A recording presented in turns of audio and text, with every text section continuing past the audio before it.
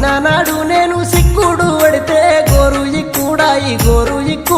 గొరలెత్తి కాసే గోరుజి కూడాయి అలనాడు నా బిడ్డ అనిగంబు పడితే అనిగంబు తీగంత